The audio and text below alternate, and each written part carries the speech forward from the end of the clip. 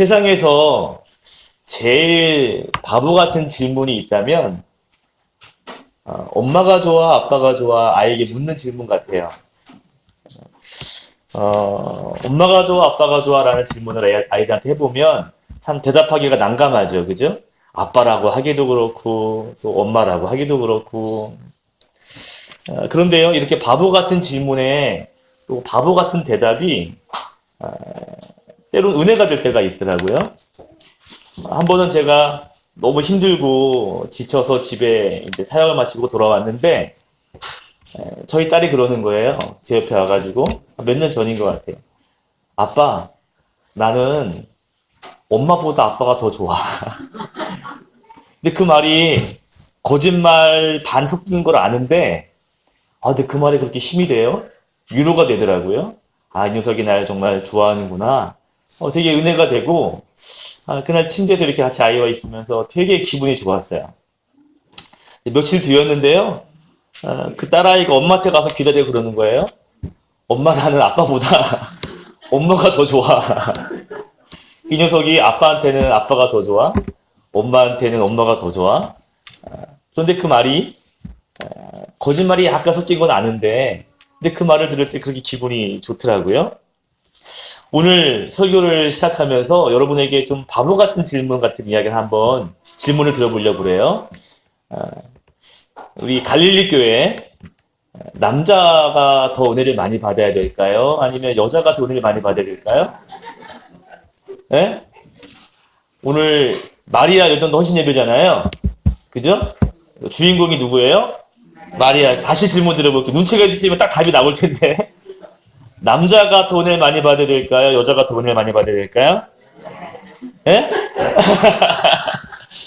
오늘 저희 교회는 오후 예배 2시 예배에 선교 헌신 예배를 드렸어요. 저희 교회 선교부가 있는데 선교부원들하고 또 캄보디아 단계 선교팀 15명이 함께 예배를 준비했습니다. 제가 설교하면서 교회에 여러 가지 중요한 게 많지만 제일 중요한 게 뭐라고 설교했을까요?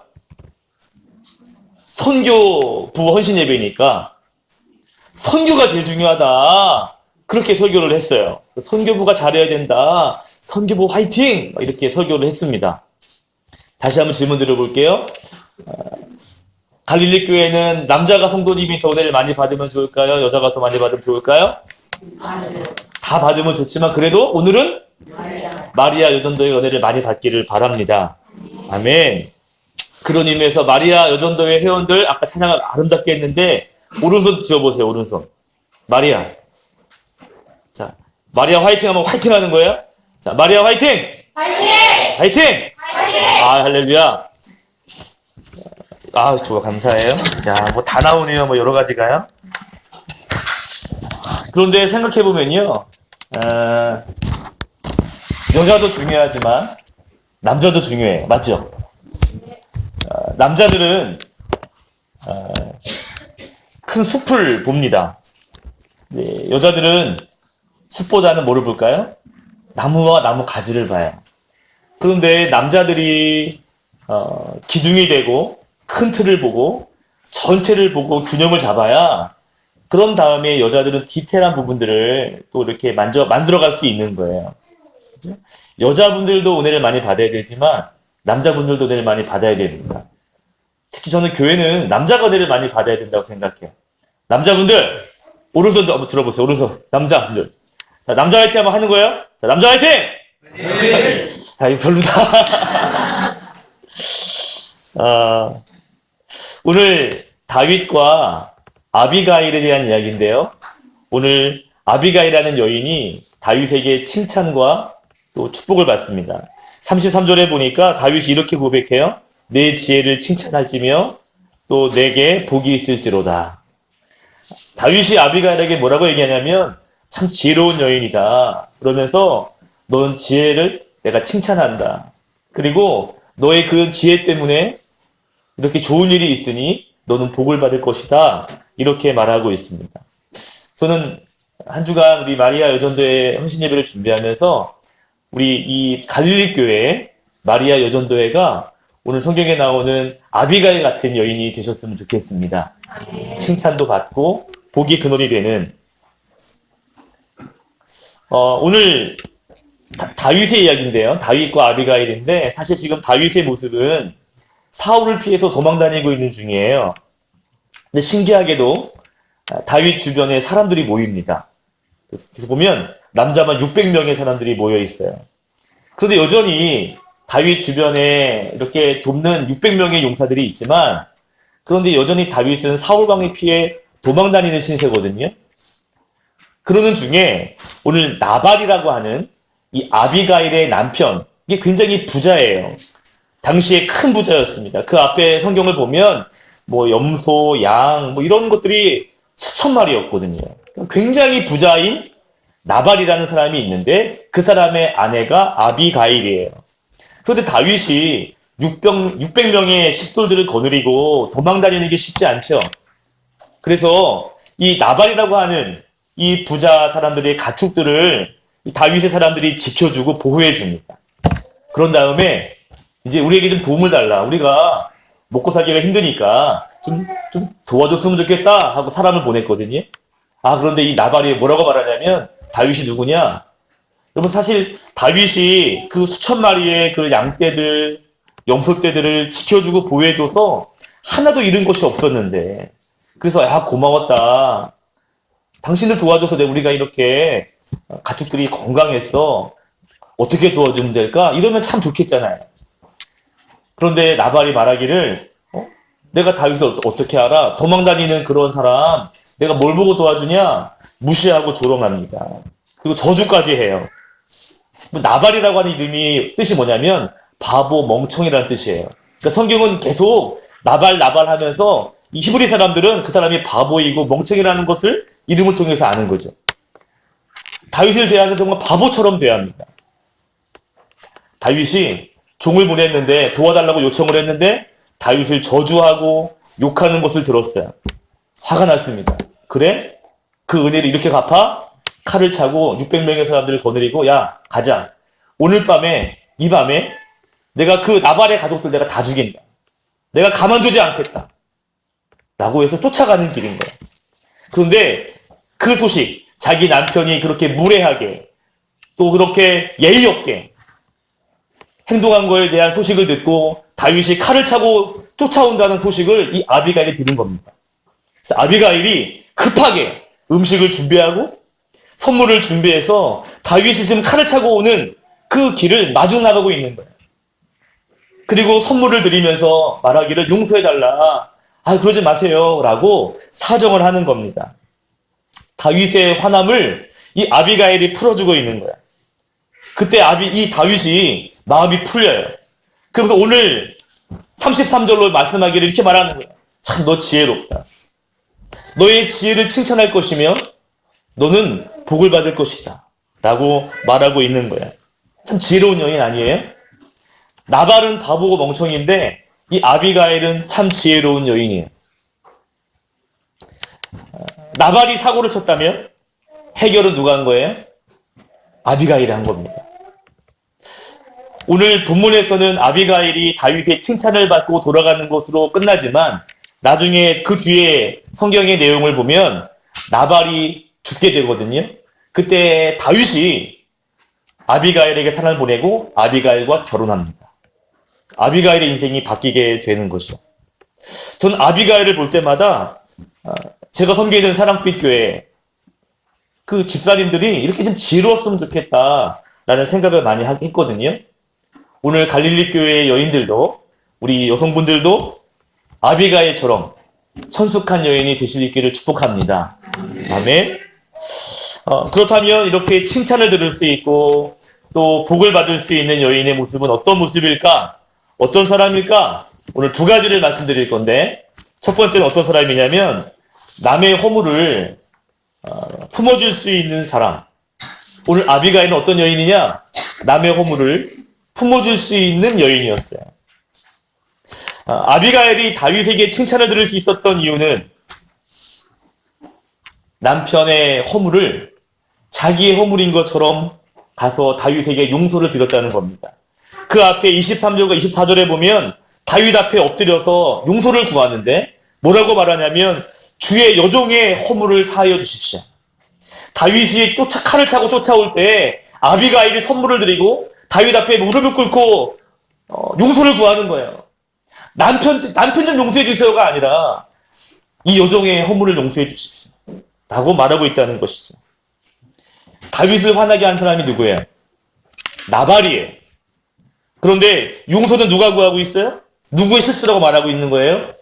아비가일 나의 실수라고 말하고 있는 것이죠.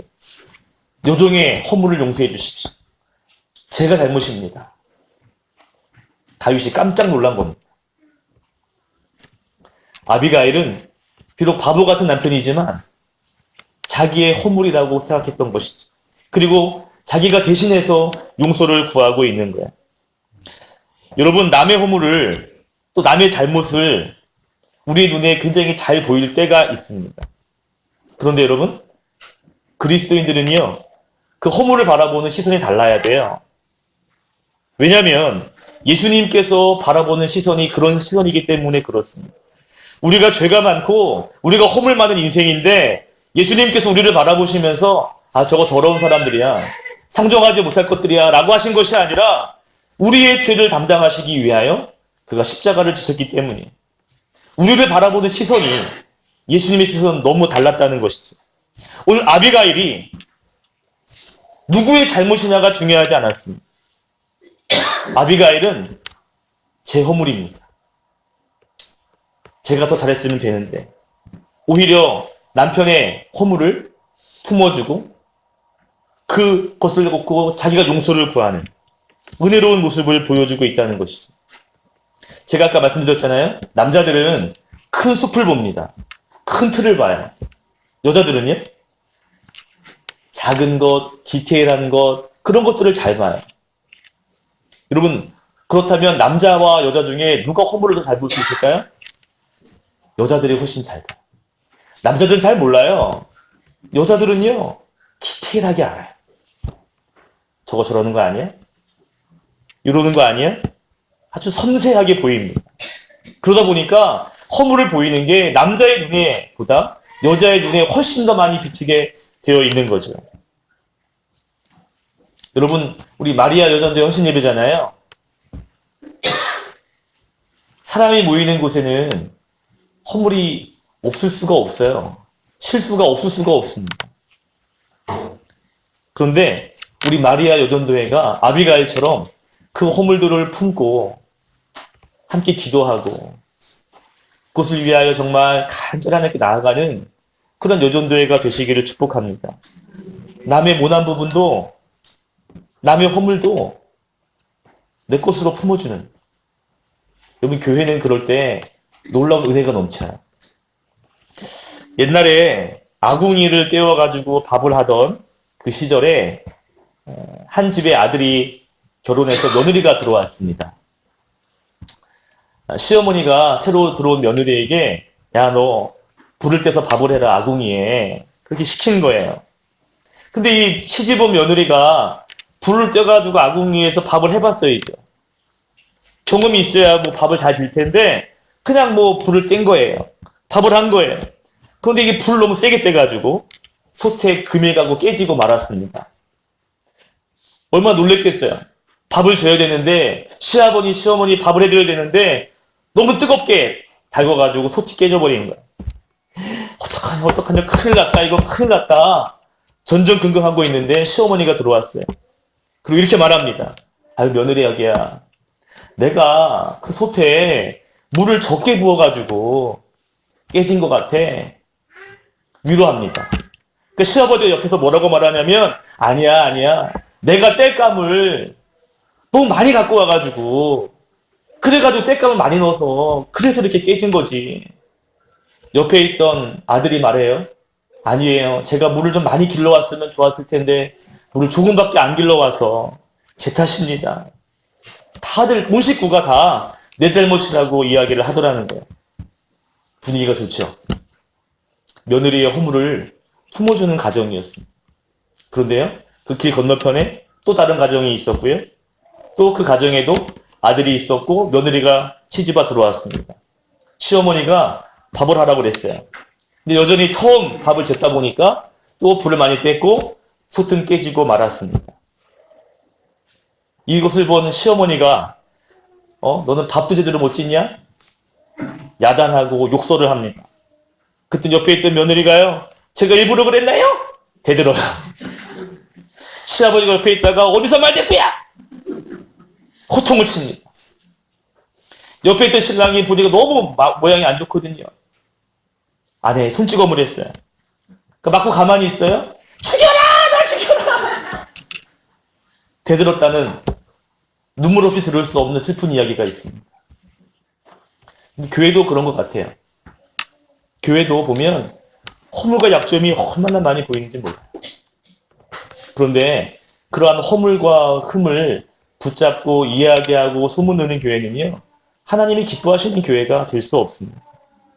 하나님이 원하시는 것은 뭘까요? 그들의 약함과 허물을 품고 같이 기도하는 교회가 아닐까요? 남의 허물을 품어줄 수 있는 교회, 남의 허물을 위해 기도할 수 있는 마리아 여전도회가 되시기를 바랍니다.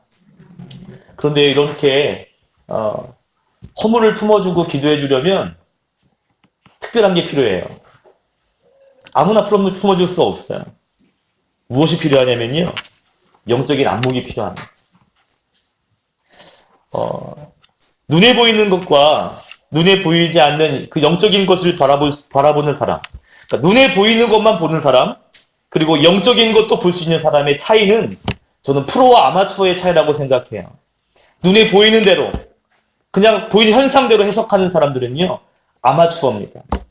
그런데 그러한 상황과 그러한 눈에 보이는 일들 속에서도 하나님이 어떻게 일하실까? 하나님이 저 사람을 통해서 어떤 일을 하시려고 저렇게 하는 걸까를 볼 수 있다면 그 사람은 영적인 프로입니다. 제가 목회를 해보니까요, 그런 분들이 계시더라고요. 힘들고 어려울 때 정말 뒤에서 기도해 주시는 분이 계세요. 어저께 장로님이 찾아와셔가지고 밤에 교회에서 설교를 준비 마무리하고 있는데 찾아오신 거예요. 그래서 이러한 문제를 제가 봤습니다. 목사님 어떡하죠? 제가 해결됐다고. 그거 괜찮아요. 해결됐어요. 장로님 뭐라고 말씀하시냐면, 목사님 제가 그것 때문에 기도가 얼마나 했는지 몰라요. 그분은 프로입니다. 오늘 아비가일이 다윗을 바라볼 때 보는 안목이 있었거든요.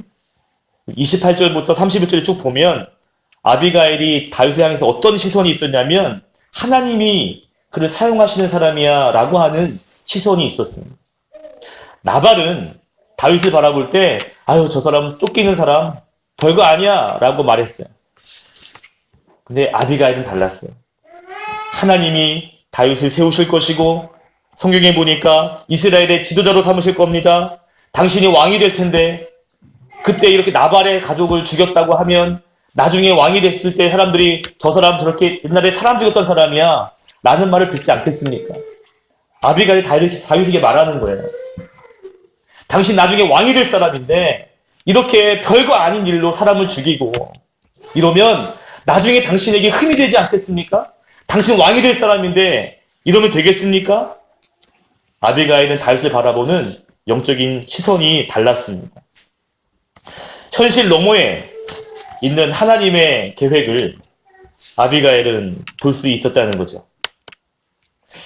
어떻게 보면 사울 왕에게 도망다니는 쫓기는 신세에 불과한 사람이에요. 그런데 아비가일은 다윗을 보는 눈이 곧 하나님이 기름 부어 왕이 될 사람이라는 것을 알고 있었던 겁니다. 눈에 보이는 정도만 아는 사람과 눈에 보이는 그 너머에 있는 하나님의 계획과 섭리를 보는 사람, 이건 엄청난 차이가 있는 거죠. 여러분, 세상 사람들은 눈에 보이는 것만 이야기합니다. 그런데 그리스도인들은 눈에 보이지 않는 영적인 것도 이야기할 수 있습니다. 세상 사람들은 현실에 있는 이야기만 해요. 그러나 진정한 성도는 현실 너머에 있는 하나님 나라에 대한 가치를 이야기합니다. 이게 차이가 있는 거예요. 여러분, 영적인 안목이 있는 사람은요, 눈에 보이는 것에만 집착하지 않아요. 영적인 안목이 있는 사람들은 세상에 있는 것에만 목숨 걸지 않는다고요. 그런데 영적인 안목을 가지고 하나님 나라의 가치를 붙잡고 있는 사람들은요, 눈에 보이는 정도가 아니라 저 하늘의 영원한 것들에 대하여 집중하고 그것을 붙잡기 위하여 목숨을 거는 겁니다. 저는 우리 갈릴리 교회에 있는 모든 성도님들이 영적인 안목이 열리기를 축복합니다. 허물을 보고 그 사람의 상처를 보고 아픔을 보는 정도가 아니라요. 하나님이 그 사람을 통해서 어떠한 일을 하실까를 기대하고 그것을 위하여 함께 기도하고 눈물 흘리는 사람, 그러한 사람들이 많을 때 공동체는 변하게 되어 있거든요. 여러분, 예수님의 시선으로 주변 사람들을 볼 수 있기를 바랍니다. 옆에 있는 사람들 보세요. 왼수예요? 천사예요? 물어보세요. 내가 왼수로 보여? 천사로 보여? 아비가일처럼 남의 허물도 품어줄 수 있는, 더 나아가서 그 허물을 위하여 기도할 수 있는 영적인 안목의 사람이 되시기를 축복합니다. 아멘. 아비가일이 다윗에게 칭찬도 받고 또 복도 받아요. 놀라운 건요, 이 아비가일이 어떠한 여인인가? 두 번째로 나누고 싶은 것은 상황을 반전시키는 여인입니다. 상황을 뒤집는 여인이에요. 자, 다윗이 지금 엄청 화가 났죠? 다 죽었어. 니들 다 죽었어. 이러고 지금 칼을 차고 쫓아오고 있는데요. 그런데 그 다윗의 마음에 분노가 가득했습니다. 살기가 가득했다고요. 사실 다윗은 그렇게 살기 있는 사람이 아니에요. 아시는 것처럼 다윗은 시편의 내용을 보면요, 항상 하나님을 찬양하고 노래하고 어떠한 상황에서도 감사하고 그랬던 사람이 다윗입니다. 다윗은 참 신실하고 착한 사람이에요. 그런데 오늘 이 나발의 행동 때문에 뚜껑이 완전 열린 거예요. 이 나발 때문에 완전히 다윗이 이성을 잃을 정도가 된 것이죠. 그래서 지금 나발의 가족을 다 죽이겠다고 칼을 차고 온 것입니다. 어떻게 보면 하나님 편에서 보면 다윗은 지금 죄를 짓기 딱 좋은 상황에 있는 거죠. 화가 나서 자기 분노로 온 가족을 죽이겠다고 지금 달려들고 있으니까요. 자, 그런데 아비가일이라는 여인이 오늘 다윗을 맞이하고 상황을 반전화시킵니다. 불같았던 다윗의 마음을 아비가일이 완전히 녹아버리게 하는 거예요. 칼로 인하여 피와 눈물바다가 될 것 같은 그러한 상황이에요. 무시무시한 상황입니다. 근데 그러한 상황이 다윗이 너는 복 있는 사람이 될 거야. 내가 너를 칭찬한다. 그리고 돌아가고 있는 거예요. 나중에 32절, 33절, 34절에 보면 하나님을 찬양합니다. 뭐라고 찬양하냐면 내가 여기서 죄를 지을 뻔했는데 너를 만나게 하신 하나님을 찬양한다. 너 때문에 내가 복수할 것 같았는데 칼에 피를 묻힐 뻔했는데 하나님이 너를 만나게 하신 것을 내가 찬양한다. 너가 아니었다면 나발에게 속한 남자들 다 죽었을 것인데 너 때문에 내가 죄를 짓지 않았으니 빛이 들어오고 내가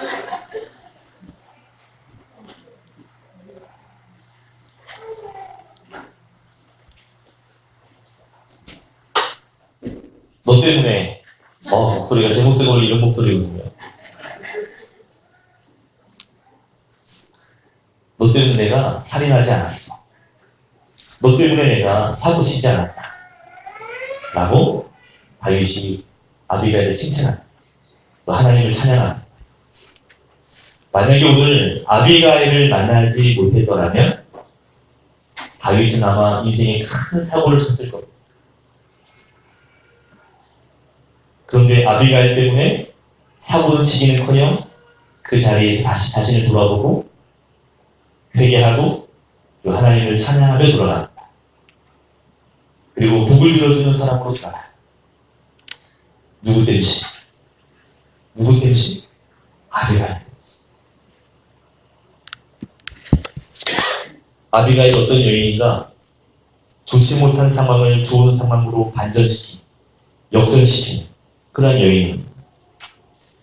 이런 사람 칭찬받을만 하죠. 이런 사람 복받을만 하죠. 교회에 이런 사람이 많이 필요한 거예요. 어려운 일이 생기고 때로는 예기치 못하는 문제들이 생기고 분위기가 막막해지고 오늘처럼 불이 꺼지고 어떻게 해야 되나. 그런데 그러한 여러 가지 상황 가운데에서도 분위기를 반전시키는 사람이 있다면 아무 문제가 되지 않습니다. 사실 안 좋은 분위기를 완전히 역전시킨 주인공이 있는데 그분이 예수님이십니다. 죄로 인하여 죽을 수밖에 없는 우리에게 그러한 우리의 인생을 완전히 역전시켜 주신 우리 인생에 완전히 반전 주신 분 누구예요? 예수님이시죠.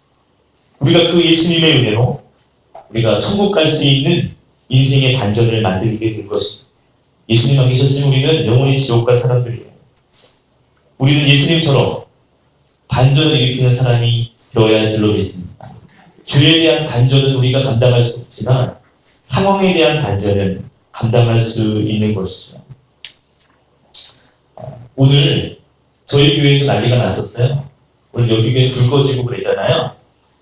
저희 교회는 오늘 선교 헌신 예배가 있었다 그랬죠. 그리고 1부 예배, 2부 예배, 헌신 예배. 근데 오늘 놀라운 건 우리 목사님께서 여기 교회에 팝콘 기계를 저희 교회에 빌려주셨거든요. 그거 안에서 많았어요, 제가. 그게 빌미가 돼서 너무 감사해요. 아무튼 그래서 오게 됐는데요. 오늘 팝콘을 튀게다가 태워버린 거예요. 꺼야 되는데 안 껐나. 2층에 분당, 로비, 사무실 연기가 자욱하고 탄내가 자욱합니다. 막 난리가 났습니다. 난리가 났어요. 얼마나 난리가 나는지요. 근데 연기가 좀 빠지고 이렇게 선풍기를 틀고 연기를 빼고 다 됐어요. 근데 언제부턴가 이게 탄내가 숯불 향기가 나는 거, 숯불 향기가. 오늘 점심 식사가 라면이랑 김밥이었거든요. 입에서는 라면과 김밥을 먹었는데 우리의 온 몸에서는 숯불고기 냄새가 나는 거예요. 그래서 내가 예배 시간에 그랬어요. 얼마나 예배가 은혜가로운지. 우리 교회에 우리가 먹은 건 라면과 김밥이지만 온 교회에 숯불 향기가 가득하다. 은혜롭다. 어떤 목사님이 부흥회를 인도하러 가셨답니다. 부흥회를 인도하러 가셨는데요. 부흥회 기간에 도둑이 들어가지고 이 신디사이저를 훔쳐간 거예요. 이 악기를 훔쳐간 거예요. 부흥회에 불이 임해야 되는데 도둑이 임한 거예요. 이 강사 목사님이 어떤 마음이 있었냐, 이런 마음이 있었답니다. 우리 성도들이 생각할 때 얼마나 변변치 않은 강사가 왔으면 부흥회 때 도둑이 들겠냐, 이 부흥회의 은혜가 되겠냐, 이런 생각을 하지 않을까라고 강사 목사님이 생각했다는 거예요. 부끄럽다. 내가 갔는데 은혜를 받아야 되는데 도둑이 은혜를 받으니 어떡하지? 이런 마음이 있었답니다. 그런데 성도들의 말은 달랐대요. 이렇게 얘기하더래요. 하나님이 좋은 강사님을 보내주셔서 우리 교회에 새로운 신디사이저를 주셨나 보다. 문제가 되지 않아요. 오늘 제가 예배를 드리는데요. 불도 꺼지고 어수선한데 전혀 문제가 되지 않는 모습을 보면서 이 교회는 되겠구나. 아멘도 없네요. 이 교회는 되겠구나. 저만 생각하는 거예요, 그렇게요? 하나님의 은혜가 이 교회에 더 임할 줄 믿습니다. 창세기 1장 27절에 보면 하나님이 인간을 만드실 때 하나님의 형상으로 인간을 창조했다라고 말하고 있죠. 이 형상이라는 단어가 재미있는 단어예요. 형상이라는 단어가 헬라어로 이콘이라는 단어인데 이콘이라는 단어가 영어에 아이콘이 되었습니다. 아이콘이 뭔지 아시죠? 컴퓨터를 켜시면 컴퓨터 화면에 뭐 이런 조그만 모양들이 보이죠? 아이콘이라고 말해요. 예를 들면 파란색으로 E라고 쓰여 있는 것이 있어요. 마우스를 딱 가져다가 더블 클릭을 따닥 하면 뭐가 떠요? 인터넷이 쫙 열려요. 비록 모양은 E라고 하는 작은 아이콘에 불과하지만 더블 클릭을 따닥 하는 순간 엄청난 인터넷 세상이 펼쳐집니다. 아이콘은 그런 거예요. 우리가 하나님의 아이콘입니다. 하나님의 형상이 우리 안에 담겨 있는 거야. 우리를 따닥 더블 클릭하면 우리 안에 있는 하나님의 형상이 쫙 보여지면 얼마나 좋겠어요. 우리가 그런 존재라고요. 하나님 우리를 만드실 때 하나님의 아이콘으로 만드신 거예요. 우리가 그 사람 바라볼 때 그런 시선이 있어야 합니다. 그런 안목이 있어야 되고요. 본회포가 이렇게 말을 했대요. 예수님이 듣는 것처럼 들어야 합니다. 예수님이 말하는 것처럼 말해야 합니다. 예수님이 생각하는 것처럼 생각해야 합니다. 우리가 예수님으로 말미암아 거듭남을 얻고 영원한 천국을 얻었다면, 우리 안에 하나님의 형상이 담겨 있다면 우리를 통해서 하나님의 모습이 나타나야 하고 예수님의 모습이 나타나야 합니다. 툭 치면 하나님의 형상이 나타나야 돼요. 툭 말을 걸면 하나님의 모습이 보여져야 된다고요. 예수님처럼 생각하고 예수님처럼 말하고, 예수님께서 우리를 살리신 방식으로, 우리를 완전 역전시키는 방식으로 우리 주변, 우리 공동체를 내가 뒤집고 새롭게 만들고 가치 있게 만들어야 하는 줄 믿습니다. 어려운 문제가 왜 없겠어요? 문제가 왜 없습니까? 그런데 그 문제가 문제되지 않도록 그 상황을 반전시킬 수 있는 사람들, 저는 우리 마리아 여전도회가 그러한 여전도회가 되기를 바랍니다. 그게 무슨 문제야? 하면 되지. 저희 교회는 요즘에 그런 열풍이 일어나요. 무슨 문제가 있거나 뭐가 있으면 어떡하죠? 뭐가 어떻게 돼? 하면 되지. 그리고 하는 거예요. 문제가 되지 않더라고요. 그런데 어떤 교회는요, 문제거리가 아닌데 문제가 될 수도 있어요. 근데 진짜 문제인데 문제가 아니라는 사람들도 있습니다. 여러분, 은혜가 있으면 어려움이 찾아오는데 그런데도 감사할 수 있더라고요. 그런 사람 보셨어요? 큰 문제를 만났거든요. 근데 내 안에 은혜가 있으면 그게 문제처럼 여겨지지 않아요. 아이, 기도하면 돼요, 목사님. 저희 교회 집사님이 사업을 크게 하시는데 이번에 사업이 어렵게 된 거예요. 제가 불렀어요. 집사님 어떡해요? 올해 사업이 더 어렵다는데 어떡해요? 이분이 말씀이 기가 막혀요. 목사님 뭘 걱정하세요? 하나님 다 하실 텐데. 안 되면 제가 나가 돈 벌면 되죠. 걱정하지 마세요. 전혀 문제 없어요. 진짜 저는 어떡하냐, 큰일 났다. 그래서 조심조심히 집사님 어떡해요? 목사님 왜 걱정하세요? 전혀 문제 없어요. 믿음이 있으면 문제가 문제로 안 보입니다. 근데 문제가 없으면요, 은혜가 없으면요, 별것도 아닌데 그렇게 내 마음이 흔들리고 조급해지고 큰 문제처럼 느껴집니다. 이 교회에 은혜가 충만하기를 바랍니다. 문제 없는 교회는 없더라고요. 그런데 그 문제를 반전시키는 성도가 있다면 문제는 오히려 간증거리가 됩니다. 이 교회에 간증거리가 많기를 바랍니다. 아멘. 오늘 갈릴리 교회에 저는 이 여전도회, 그리고 우리 여성분들 또 남성분들, 오늘 아비가일 같은 성도님 되셨으면 좋겠어요. 어떤 성도요? 남의 허물을 품어줄 수 있는 성도, 남의 허물을 위하여 기도할 수 있는 성도, 그런 성도가 되시길 바랍니다. 또한 상황을 역전시키고 문제가 안 되도록 반전을 일으키는 사람, 오히려 문제가 있는 것을 오히려 간증거리로 만드는 사람, 그런 교회가 있을 때, 또 그런 성도가 있을 때 주변의 사람들이 칭찬하고 인정하게 될 것입니다. 야, 정말 대단하다. 어떻게 그 상황에서 그럴 수 있어? 주님 만났을 때 주님이 갈릴리 교회를 그렇게 칭찬하셨으면 좋겠습니다. 기도하겠습니다.